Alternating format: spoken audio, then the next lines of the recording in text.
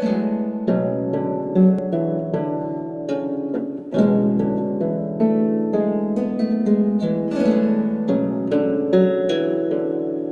up guys, today I'm going to be talking about two of the most influential pieces of literature when it comes to imagining an ideal society. These two books are Thomas More's Utopia, written in 1516, and Plato's Republic, written in 375 BC. I actually read Plato's Republic prior to taking this class, so when I heard it come up in lecture, I was very excited to talk about it. To some, Plato's Republic could be considered a controversial book.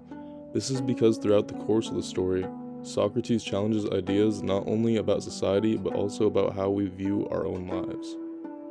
These topics make some people uncomfortable, however, I think that is the point. During my first read, one of the things I loved about the book was the way it was written.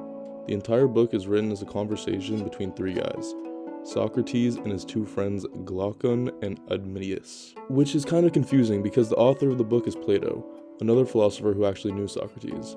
For whatever reason, probably due to Plato being inspired by Socrates' ideas, he just decided to make him the main character of his book.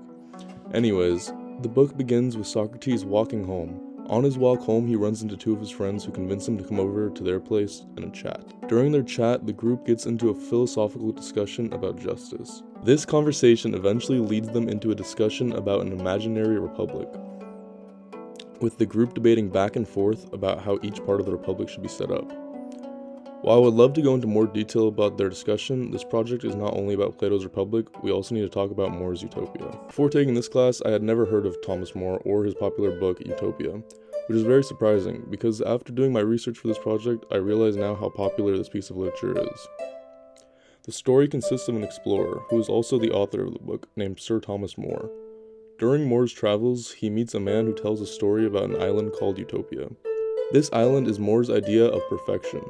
The story goes in depth about how the island functions, including its buildings, government, and justice system. Something I found really interesting while doing the research for this video was the fact that the Utopians work for absolutely no money. And in my opinion, I don't think this would work, but maybe I'm just not thinking like a utopian.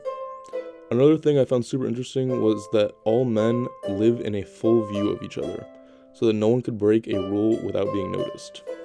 This almost sounds dystopian to me, but it's an interesting topic of discussion.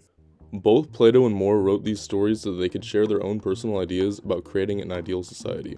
However, they definitely have some differing ideas when it comes to this topic. For example, Plato suggests that his republic should be ruled by philosopher kings, while More prefers the idea of elected officials and a rotating leadership.